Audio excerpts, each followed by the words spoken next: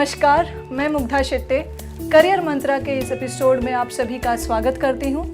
आज के इस एपिसोड में हम देखेंगे हेल्थ साइंस क्षेत्र की तथा उससे जुड़ी उपलब्धियों के बारे में। एक ऐसा क्षेत्र जिसके लिए काफ़ी सारे बच्चे प्रयास करते हैं हर साल उस क्षेत्र में एडमिशन लेने के लिए।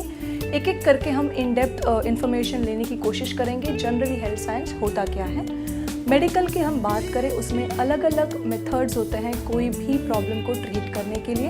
हमें काफ़ी सारे स्पेशलाइजेशंस मास्टर्स लेवल पे मिलते हैं। बैचलर्स लेवल पे हम एक तरीका डिसाइड करते हैं, जैसे एलोपैथी है, आयुर्वेदा है, होम्योपैथ है, सिद्ध एंड यूनानी, नेचुरोपैथी और योगिक साइंसेस। ये काफ़ी सारे मेथड्स हैं जिनसे कि हम कोई भी प्रॉब्लम को ट्रीट कर सकते हैं। और जो भी आप बैचलर्स लेवल पे चूज़ करते हो उसी को लेके हम मास्टर्स लेवल पे उसका सब स्पेशलाइजेशन सिलेक्ट करते हैं। 10वीं के बाद उन्हें 11वीं 12वीं में साइंस लेना बहुत ज़रूरी है और साइंस में फिज़िक्स, केमिस्ट्री, बायोलॉजी ये सब्जेक्ट्स होने काफ़ी इम्पॉर्टेंट है।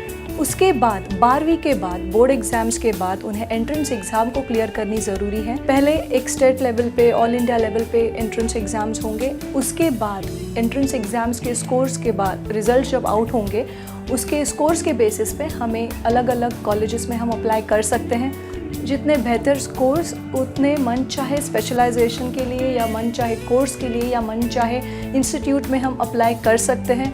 पैरामेडिकल को भी डॉक्टर्स ही बोले जाते हैं। इसके तरीका सिर्फ ट्रीटमेंट का अलग हो जाता है। आप सबने सुना ही रहेगा, जैसे फिजियोथेरेपिस्ट है, ऑक्यूपेशनल थेरेपिस्ट है, स्पीच थेरेपिस्ट है, और प्रोस्थेटिक्स एंड ऑर्थोटिक्स इंजीनियर्स हैं, नर्सिंग, रेडियोलॉजिस्ट, ये सब पैरामेडिकल के अंडर है। ये भी डॉक्टर्स कहलाते हैं, सिर्फ इनका काम करने का तरीका अलग हो जाता है। ये जो डॉक्टर्स होते हैं, पैरामेडिकल स्पेशलिस्ट जो होते हैं, वो कभी भी एंटीबायोटिक्स या कोई दवाई दे के आपको क्योर नहीं करते प्रॉब्लम को। आपको मसाज, रेडिएशंस, थेरेपी, एक्सरसाइजेस दे के प्रॉब्लम को क्योर करते हैं। स्पेशलाइजेशन के हिसाब से आपका काम का स्वरूप डिसाइड हो जाता है। ध्यान रखना है कि काफ़ी कम सीट्स होते हैं, तो जितने बेहतर मार्क्स आप खुद के लिए लाओगे उतना आसान हो जाएगा एडमिशन मिलाने के लिए।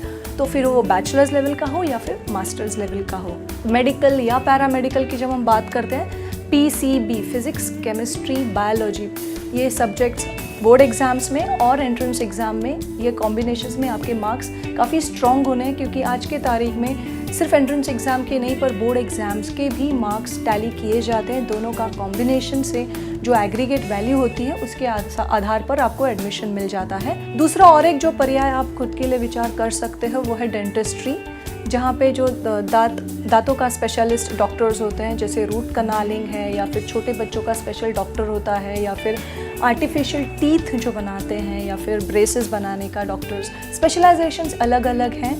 कम से कम ये जो कोर्सेज़ होते हैं 4 साल, 4.5 साल से लेके 5.5 साल के कालावधि तक चालू रहेंगे, जिसमें कि 6 महीना कम से कम इंटर्नशिप के लिए आपको बिताना पड़ता है। काफ़ी टाइम आजकल मैंने देखा है कि बच्चों को मेडिकल रूट पसंद नहीं आता, क्योंकि वो सबसे ज़्यादा लेंथीएस्ट प्रोग्राम माना जाता है। पर आजकल बच्चे भी थोड़े स्मार्ट हो गए हैं। अगर मेडिकल नहीं तो वो पैरामेडिकल या डेंटिस्ट्री जैसे ऑप्शन ज़्यादा प्रेफर करते हैं, क्योंकि उसमें ज़्यादा इमरजेंसीज नहीं होती है।